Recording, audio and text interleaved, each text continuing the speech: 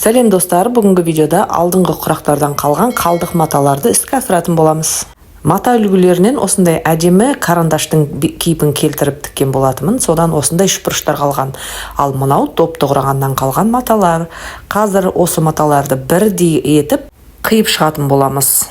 Доп құрағаннан қалған маталар кішкене қиғаш қиылған, бізге мынау сияқты тіптіке қиылған мата керек болады. Енді тура осыны қазір үлгі ретінде алып, қалған маталардың үстіне қойып, мінекей осыларды артық жерлерін қиып тастап отыратын боламын. Видеоға мұқият болсаңыздар, барлығы түсінікті болады деген ойдамын.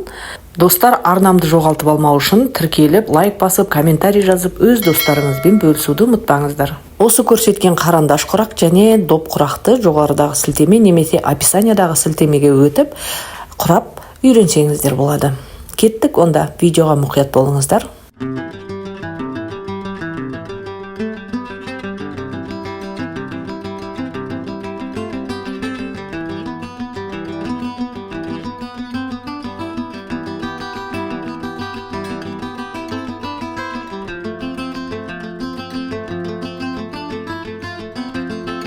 Бұл құрақты 35-35 өлшемде орындықтың үстіне көпшік тігетін боламын.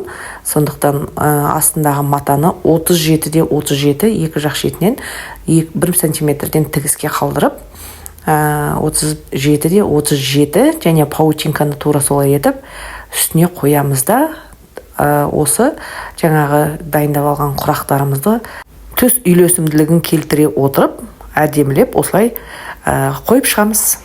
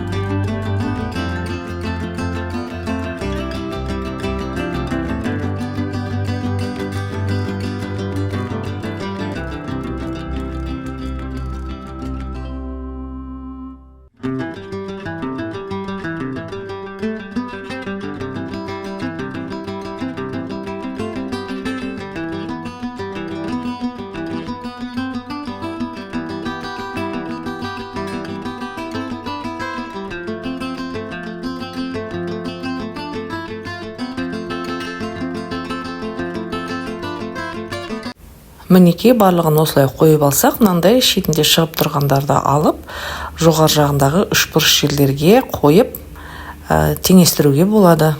Мінекей барлығын әдемілеп қойып теңестіріп алғаннан кейін, қазір екі матаның ортасындағы паутинканы қозғап алмай, тура осы қойылып тұрған сәтінде парабой үтікпен басып шықсаңыздар болады, қозғамай. Менің үтігімнің пары істемей қапты. Мына жерде ешқандай істі қиындатпаймыз. Марлыны суық суға сулап алып, мінекей үстінен осылай әдемілеп басып шығамыз. Сонда жаңағы матаға осы құрақтарымыз өзі әдемі болып жабыса қалады. Достар, арнамда жалпы 3D құрақтарын қалдықсыз құрау мастер-класстары барлығы тұр. Мархабат өтіп керектеріңізге жарасын. Мінекей үтіктеп алсақ, қазір былай ашамыз, артық жерлерін барлығын қиып тастайтын боламыз қазір. Мінекей әдемі жабысты. Мінекей сонымен астыңғы бетін үстіне қаратып, артық жерлерін тура осы матамен дәлдеп тегістеп шығамын. Мінекей құрағымызды тегістеп қиып алған болсақ, енді осы түстердің барлығын зигзагпен қосып шығамыз. Бас аяғын бекітіп тігуді ұмытпаңыздар.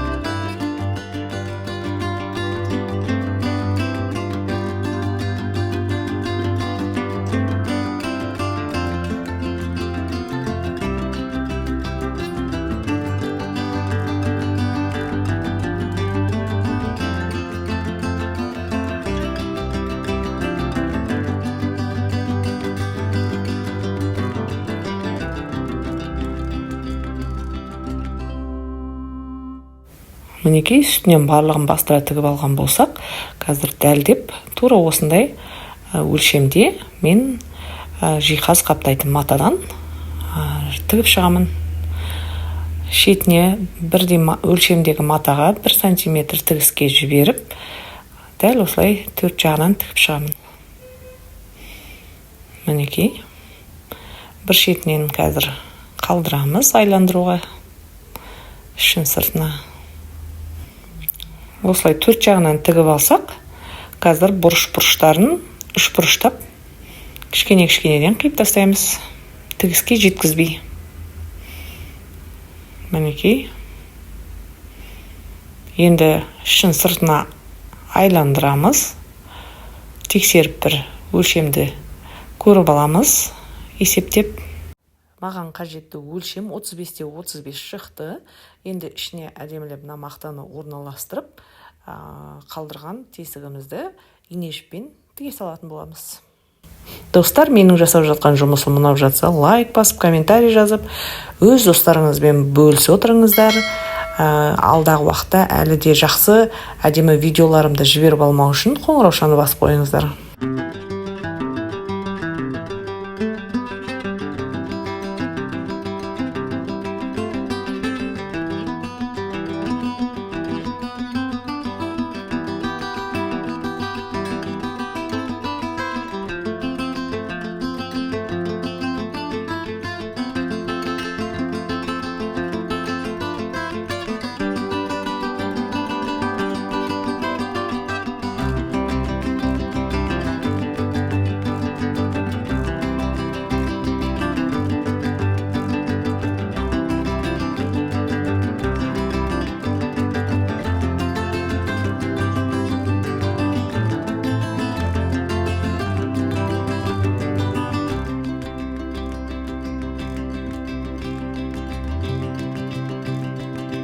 Сонымен достар, мақтадан жасалған өте жұмсақ көпшіктеріміз мінекей дайын болды.